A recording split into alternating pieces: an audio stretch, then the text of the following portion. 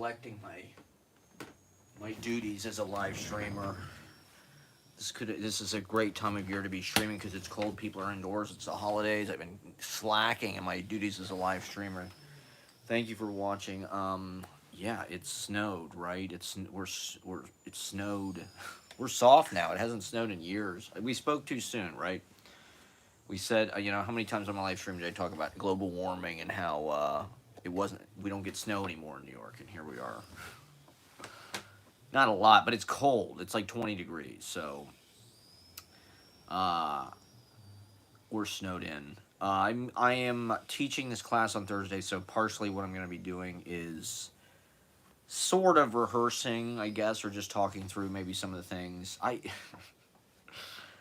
I don't know. I guess what I'm finding is like with most things, I'm super honored. It'll be super fun to do this, and so it's a nice task. All I have to do is talk for 20 minutes.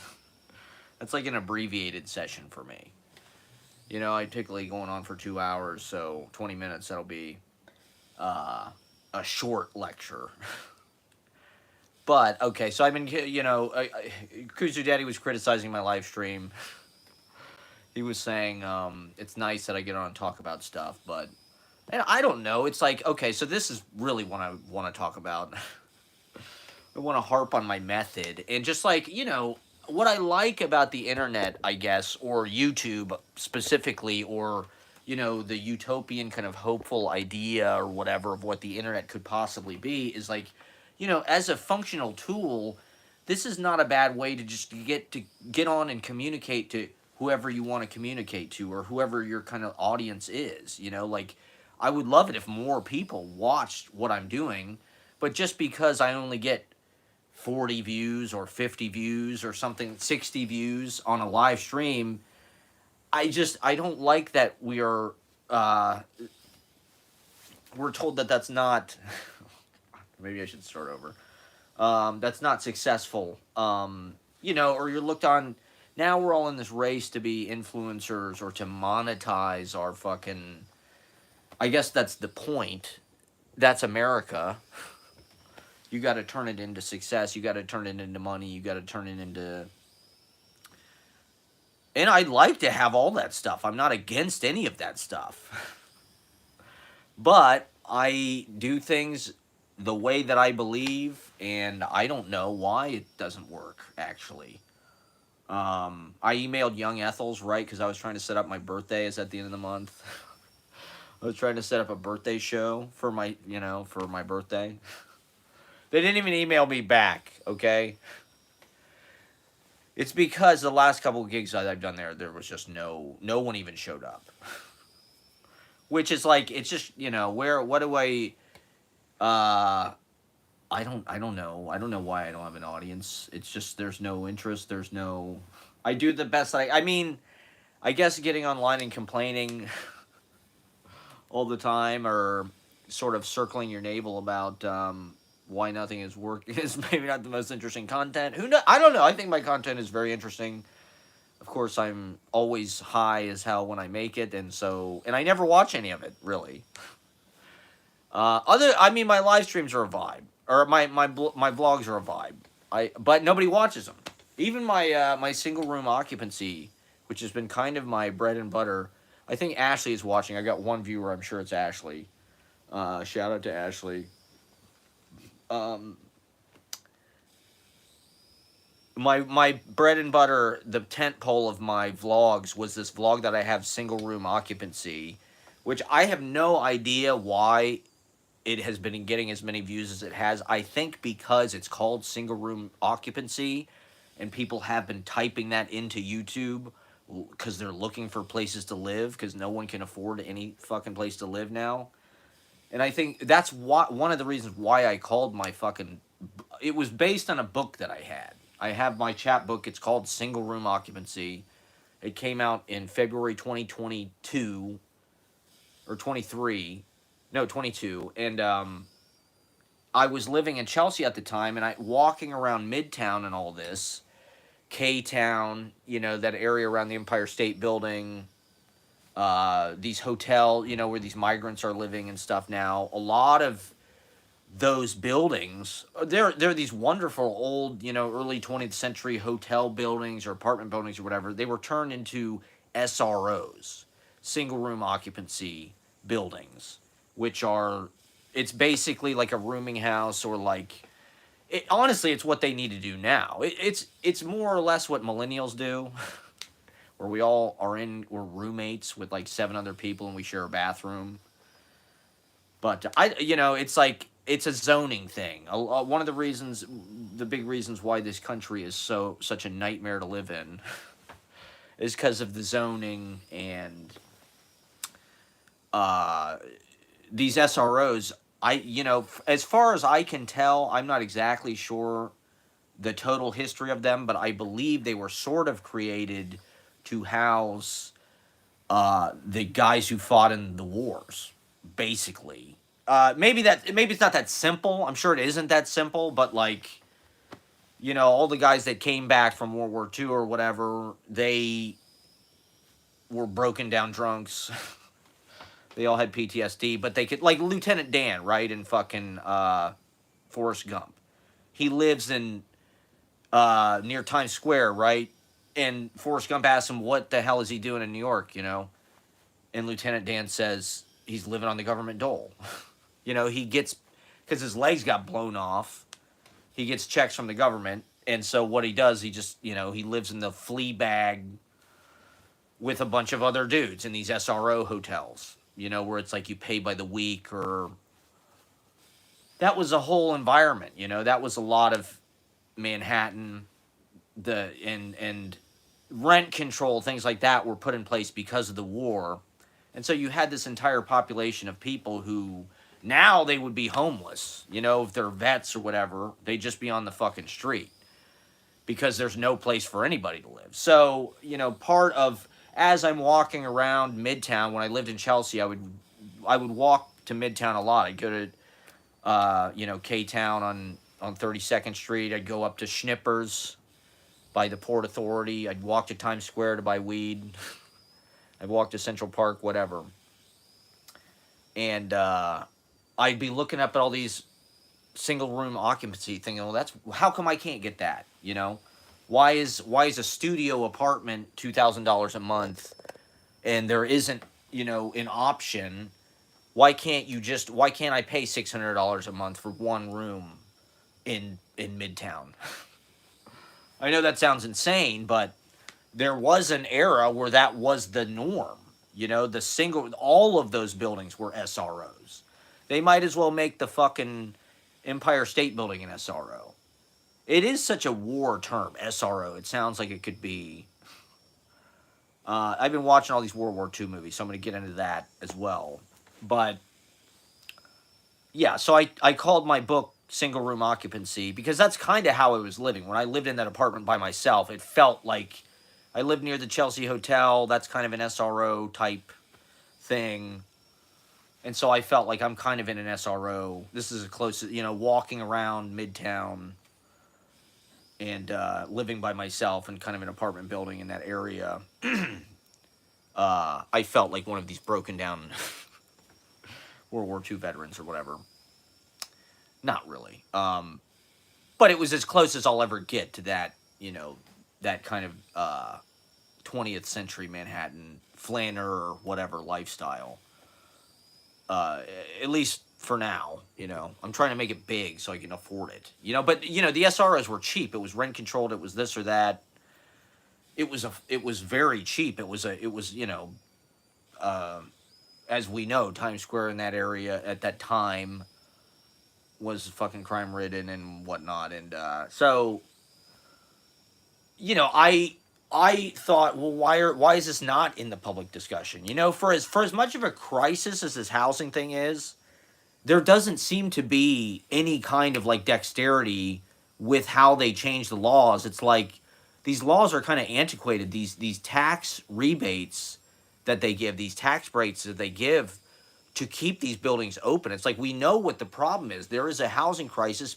There's empty apartments. There's empty places to live.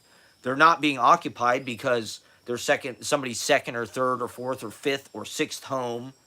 There should be a vacancy tax. You know, if your property is vacant for 90 days or something, they should tax you more, not less. You shouldn't make more money to have something empty. It makes no sense. You know, it doesn't serve the functionality of the society, which is the point of and the zoning thing I was talking about earlier is another example of that, where it's like it's single use zoning. Everybody's got fucking yards and shit in this whole country. It's all suburban. There's no mixed use. It's residential. It's like the thing that makes New York this kind of perennial.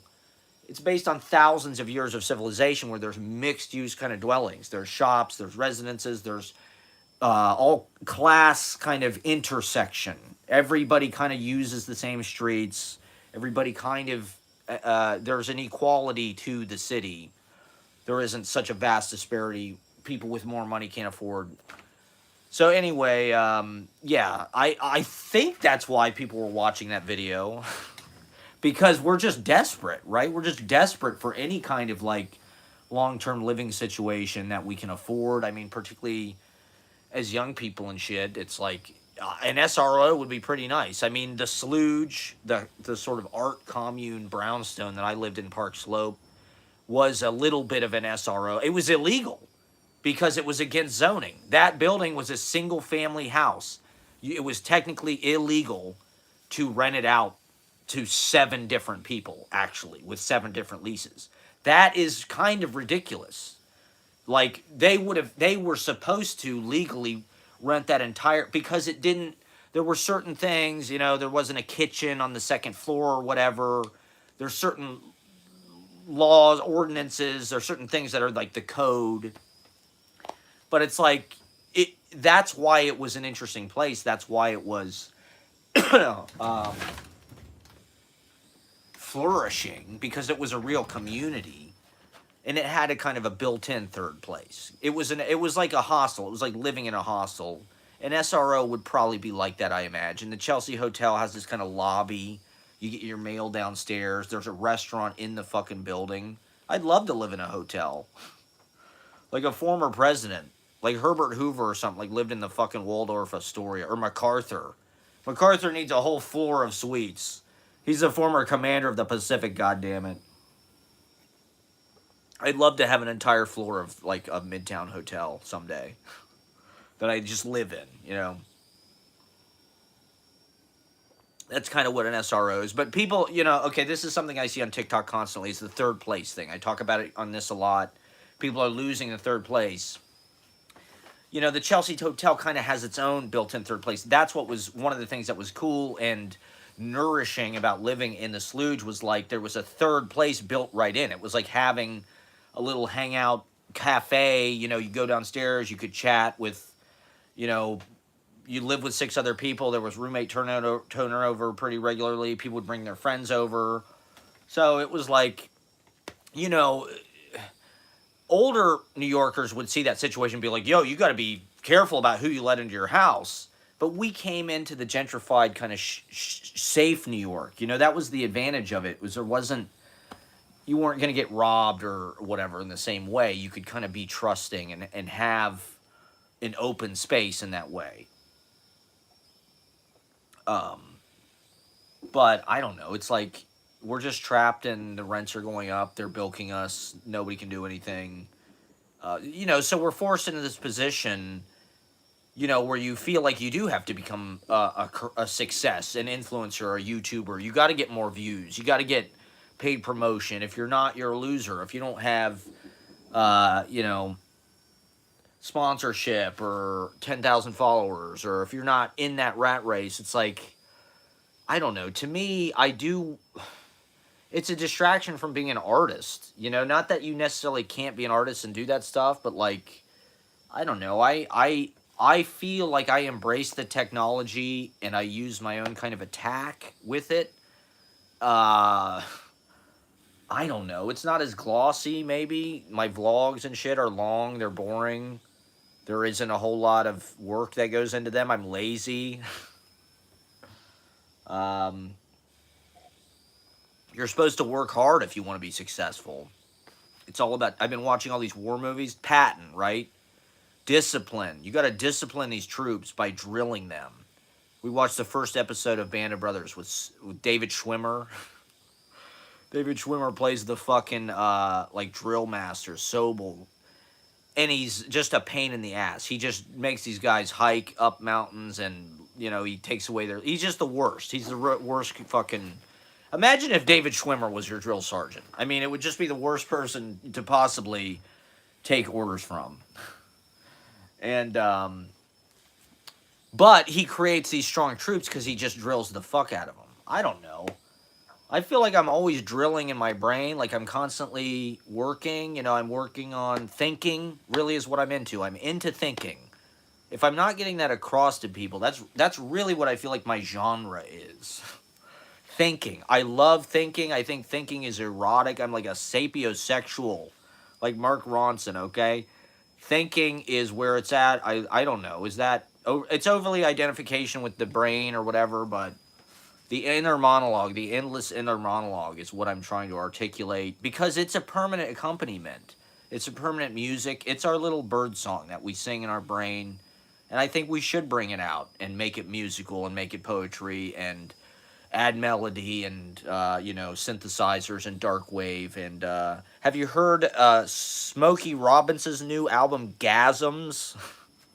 Get on Spotify and listen to Gasms right now. First of all, title of the year, Gasms. That is the greatest title I've ever heard. It sounds like it was made in 1978. It's incredible. It sounds like, you've got soul, too much soul. But I don't think we're just losing our third places. I think we're losing all of our places, right? Now it's like all of the fucking retail is dying. People go to bars, I guess, but... or restaurants, but even food delivery. I'm outside last night, it's 20 fucking degrees, 2 in the morning. Who's out on the street? Even in the evening, when I was on my way to the open mic, getting dinner beforehand, there was very few people out. Who was out was the fucking food delivery guys, the ghost kitchens. Everything's gonna be like a grocery delivery, Instacart. I think the most important line of my New Year's poem was, rich tech assholes should have less. I think this is so true. These tech people, they just drive me fucking crazy. Because they're the reason why the prices are so expensive. They're the reason why we can't... It's an unholy union between the finance and the capital and the tech. The organizational power of managing all of that wealth digitally is and overseeing all of that. That's why there can't be small landlords, little properties that fall between the cracks, mom and pops. I mean, you got to open a fucking Instagram store or sell your shit on TikTok. So the physical reality is like quickly decaying, right? The offices are empty. People are working from home. People love work from home. From what I can see, dude, I've been saying this for fucking years. A decade ago, I was saying, what are the 3 greatest words in the English language? Work from home. There's nothing better than working from home. Because I was doing video shit. So, I could edit from wherever on my laptop. It's like, that's what I've always, it's like not even a job. The problem is with these jobs, it's like most things, they just want to dominate your life and beat your soul out of you. So you have no energy to do anything else. That is how the overlords keep us enslaved and indentured. They work us so we're so fucking tired. All we want to do is binge watch, the newest television massacre spectacle about some kind of charismatic sociopath. Some kind of zombie metaphor for... We're fighting hard to stay alive, okay? We're fighting hard to read our poetry, to etch our fucking brains with wrinkles of new information, new thoughts, new possibilities, new invention, beauty, color, smell, fragrance, flowers, trees, animals, fur, polar bears, ice caps. I don't know. It's freezing in New York. I feel good about this. I feel good that it's cold. I like that it's snowing. The heartbreaking thing, and of course, this is just my life. It's my lot in life. I lived in that apartment in Manhattan for 2 years. All I wanted was for it to snow. That's all I wanted was 1 week. Because that apartment was so warm and cozy. I had everything. I could go get donuts at the fucking Gristetti's. I had the Punjabi deli right around the corner. Oh my God. That apartment was absolutely ground zero of paradise for Matt Proctor on planet Earth. And it didn't snow really at all while I was there. But that's okay. You know, it was nice. It was nice to be able to walk around and shit. So anyway, I don't know. We're trying to keep it funky, keep it personal, keep it casual, keep it real, keep it human. I don't know. Is the AI going to take over? A comedian last night at the open mic read all these Martin Luther King Jr. jokes that had been written by Chat GPT-4 or whatever the fuck it is. And it was like, it was the kind of thing that a computer would think is funny. It was like all puns and shit. It was something that like nerdy people who fucking program would think is funny. I don't know. It's just, you can't, everybody thinks comedy is like this formulaic thing. This is the thing that drives me nuts about participating in stand-up comedy culture in New York City, is it's like all these people who are very type A, high-achieving programmers, finance people, you know, people with technically, you know, they think it's like, you know, you can just learn it. Like it's fucking jujitsu or something. And it's like, there's soul in the shit, right? The real shit. The real art that we all love. The real music that we all listen to. The real fucking comedy has soul in it. It's got emotion. It's got pain in it. There's a musicality to it. You learn that from other human beings. You learn that on the streets. That cadence gets transferred. The way that people talk. Chappelle. You know, how many fucking comedians do you know you can hear Chappelle in their delivery? Or you can hear Louis C.K. in their delivery? I just saw this fucking guy on TikTok who was like a Bill Burr copy. It's like those kind of deliveries, those cadences, that persuasion, I don't know. You got to find that inside of you. You got to go out and I don't know. There is something that's like changing in the music. It's like flattened out. The digital thing has loosened and alienated us from each other. People are isolated. People are alone. And so, I don't know. The IRL space is becoming less and less prioritized. It's important that we do gather, and I think we do want to gather. That's what I mean when I hate these tech people. It's like they're wrenching us into this fucking reality where it's like we have to serve them. You know, we got to take Uber. We got to fucking, take pictures to put on Instagram, put our band on Instagram. We got to, you know, we have to do that. You know, like the clubs won't take us seriously. It's just, it drives me nuts how we are at the whim of the algorithm. You know, people just accept this algorithm. And my understanding of it is, it's like any religion. There's nothing really at the heart of it. But it's like, if you do something that the algorithm likes, it will show more people. To me, that's totally not really the point. That's just like stockholders remaking fucking A New Hope as the new fucking Star Wars movie. It's like they just want something that's proven to work. You know, I do think we had a culture where there were gatekeepers, so-called, who recognized talent and they would nurture talent and the talent would develop. You recognize an individual voice. I don't necessarily think the algorithm is set up to do that. The algorithm rewards sameness. It rewards people who are trying to play into what they're trying to push. I mean, I guess every fucking media probably does that, but I don't know. It's frustrating getting 200 views on every TikTok video, or, you know, now it's like certain Instagram posts, right? Like you'll get, if it doesn't get likes, they won't show more people. Or there's certain types of graphics that, for some reason, please the algorithm. And so it shows more people. And so that affects your business, right? with the open mic, it's like if I can get more people to look at a flyer or something, then it's going to affect how much money is made there, right? And they know that. They know they've got us by the balls. Um, and we want to be seen, and we're trying to monetize attention and get people to watch us. I mean, I don't see anything that actually is content, really.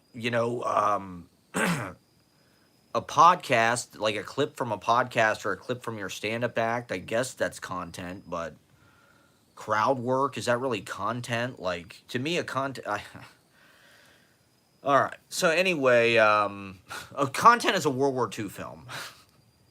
Patton, now that's goddamn content. So Patton, right? There's this scene in Patton where he's like, these men have hiked 50 miles in the cold, no food, no rest, no sleep, no hot food. I'm so proud of these men. And I'm like, that's what I'm talking about with the discipline, with drilling, rehearsing. I don't know. Like, to me, this is my discipline. Getting on in wood. This is woodshedding. Maybe I shouldn't do it in public, but who would I talk to? Would I just record myself? Like, you got to go live. You got to risk it, even if you have nothing to say. I don't know. My own personal way of doing things, I just feel like I like more what I do when I'm in a flow state as opposed to like planning something out way in advance and trying to adhere to some kind of outline thing like that. I like winging it. I like channeling.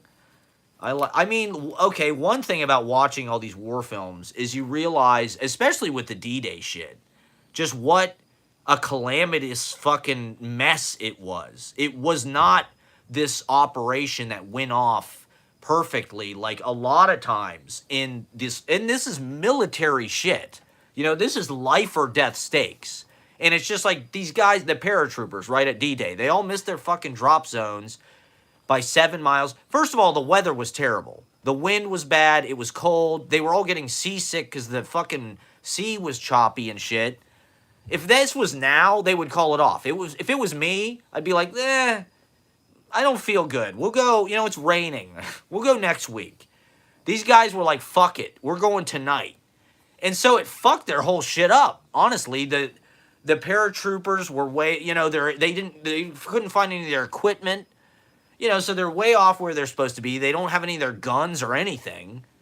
A bunch of them are getting seasick. Could you imagine being seasick before going on to fucking Omaha Beach?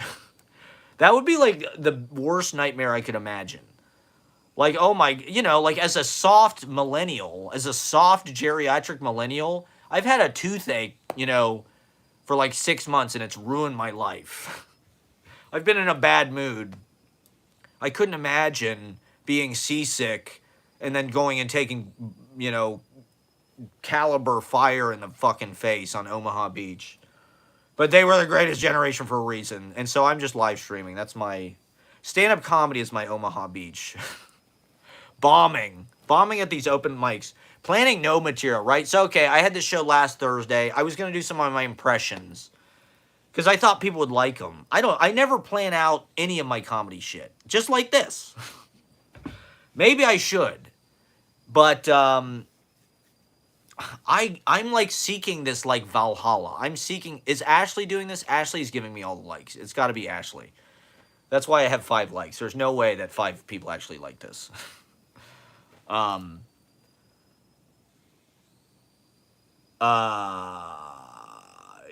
Stand-up comedy is my D-Day.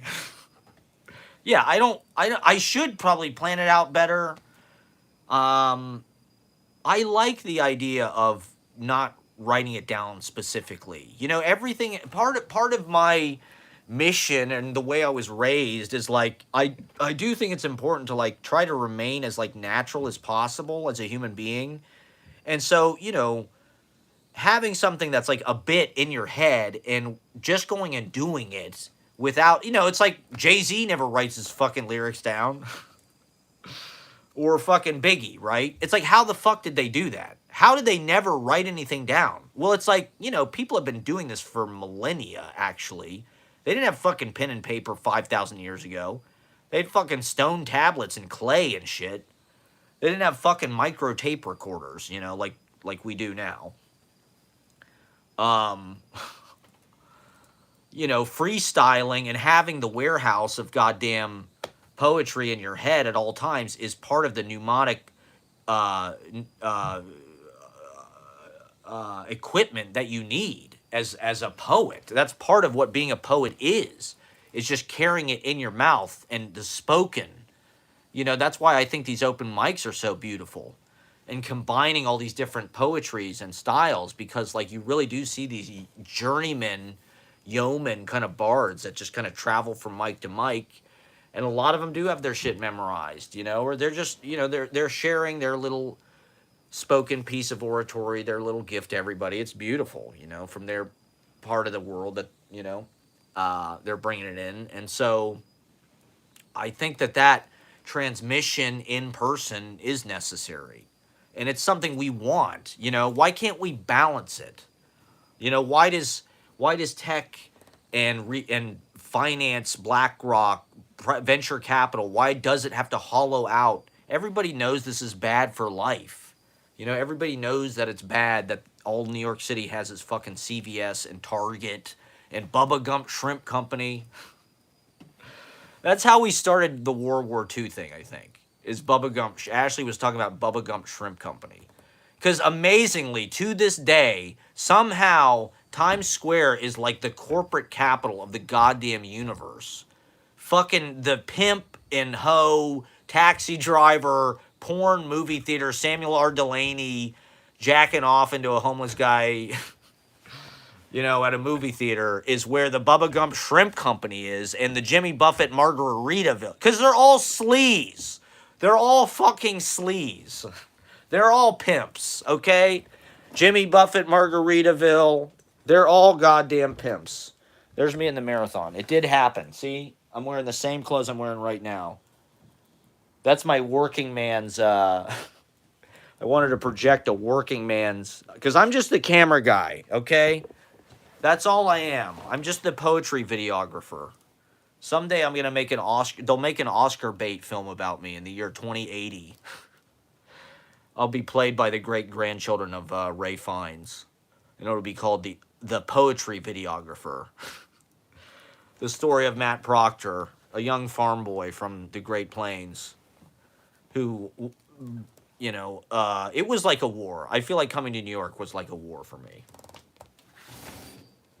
It's harder to do this now than ever, because it's more expensive. There's more Nepo babies. There's more, inflation. Rents are higher. The fact that I'm even still here is kind of miraculous.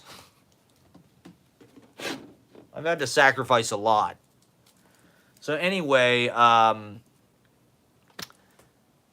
WWII. It was a mess. It was all over the place. So life is like that, right? We can accept that it's not always pretty. I think with comedy, I don't know, people are looking for some kind of perfect logical argument that's going to, like, change their mind and go, oh, it's all stupid. It's fucking stupid. I hate fucking... This George Carlin clip came on before I went live. And I was like, this is what comedy is supposed to be. This guy is telling the fucking truth about this goddamn culture. It was about school. And how school is an indoctrination center. It was a joke about the name of the indoctrination center they give to your kid, where they beat his soul out of him, and try to get him. Basically, they prepare you to be a wage slave to your corporate overlord. That's what school is about. And yet we're in a society that's more and more institutionalized, more and more credentialized. If you don't submit to these processes, if you don't go to college, if you don't get a fucking MFA, if you don't join the big corporate bureaucracy of the university complex, then you're not a person. You're just, you can die. You got to pay for your life somehow. And so what are you supposed to do? Me, I live off the government like Lieutenant Dan. I just got my Medicaid today. That's the beauty of New York. The beauty of New York City is, like, if you're poor enough, you can, I don't know, sort of, I don't even, but okay, here's one thing. The affordable housing lottery in the city is a joke. The affordable studios are they start at $2,400 a month. That's not affordable.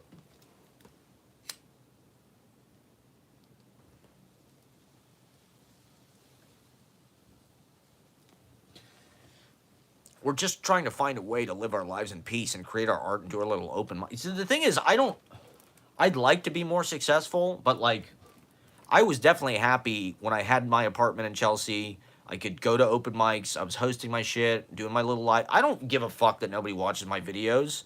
I believe in what I'm doing, okay? And I do think that I get out ahead of the culture and people just don't know what the fuck I'm talking about. I think I make a lot, like at the marathon this year. You know, I chose to talk. This is the shit that I think is fucking up society. Rich tech assholes should have less. Is it what is trending with every fucking cool, writer person on the internet or whatever, like that we're supposed to talk about? No. No one is fucking talking about it. They're all talking about free fucking Palestine, which is great. That's a great message. I think that's cool. I think that's important, but they're all fucking saying it because that is just what the cool kids are doing this year. Good, fine, whatever.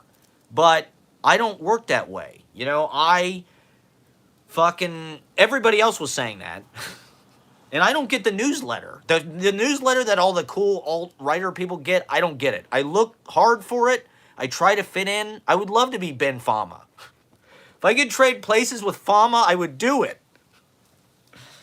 It's my lot in life to be out there in the clubs with these goddamn comedians and live streaming to 5 people. Thank you for watching. This is, and having my Instagram shadow banned for being too DIY. My flyers. Granted, I do them fast. I do them with a kind of anger and hostility about. I resent that we are put on this rack constantly where we are judged as artists. Do you like this? Are you published? What is the event that you're doing that has clout? We are all clout-sucking motherfuckers, and it drives me nuts. Do you like this piece of art that I posted on Instagram? Do you like this poem that I read? Fuck you. I don't care. Just like Rivers Cuomo, I like Klaus Kinski, okay? I want to be like Klaus Kinski and Nicolas Cage. You have to go over the top. We're trying to wake people up. The world is ending. I'm sorry I'm yelling.